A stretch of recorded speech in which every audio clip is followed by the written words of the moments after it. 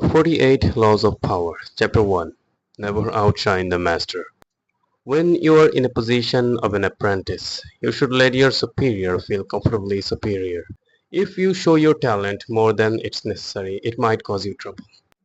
আপনি যদি আপনার টিচারকে দেখান বা ফিল করান যে আপনি তার থেকে বেশি জানেন বা তার থেকে শেখার আগে আপনি তার থেকে জানেন সেটা, তাহলে সে আপনাকে কখনো সিরিয়াসলি নিবে না। সে আপনাকে চ্যালেঞ্জ হিসেবে দেখবে, সে আপনাকে অপোনেন্ট হিসেবে দেখবে। আপনি তার কাছ থেকে কিচ্ছু শিখতে পারবেন না।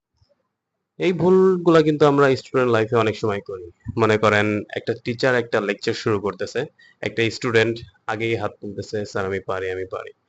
এখন স্যার কিন্তু বিরক্ত হয়, একই সাথে আপনি লেকচারটাকে নষ্ট করে দিচ্ছেন। এই জন্য আপনি যদি কখনো আপনার টিচারের থেকে বেশিও জানেন, কখনো সেটা প্রকাশ করা যাবে না, কখনো তাকে এটা বোঝানো যাবে না।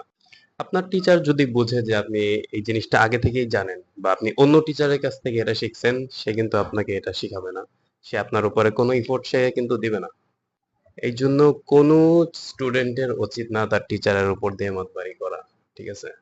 এটাকে যদি আপনি ডার্ক সাইকোলজির দিকে চিন্তা করেন বা যদি একটু ম্যানিপুলেটিভ দিকে চিন্তা করেন, তাহলে আপনার টিচারকে আপনাকে বোঝাইতে হবে যে স্যার আমি এটা শিখতে চাই, আপনার কাছ থেকে শিখতে চাই, এটা আমি জানি না, আমি এটা কিচ্ছু পারি না। যদিও আপনি এটা আগে থেকেই জানেন। আপনারা হয়তো নোটিস করছেন, যেই স্টুডেন্ট স্যারের কথা মন দিয়ে শোনে, স্যার কিন্তু ওই দিকে তাকায় কিন্তু লেকচারটা দেয় এবং ওর দিকে কিন্তু স্যার ফুল এফোর্টটা দেয়। কারণ স্যারের মনে হচ্ছে যে না, ও আমার কথা শুনতেছে, আমার কাছ থেকে কিছু নিতে চায়। আর আমি দেওয়ার জন্যই তো এখানে বসে আছি। কিন্তু আপনি যত ভালো স্টুডেন্টই হন না কেন, আপনি যদি আপনার টিচারের প্রতি রেসপেক্টফুল না হন, আপনি যদি তার থেকে শিখতে না চান, আপনি ভাই বড় কিছু করতে পারবেন না।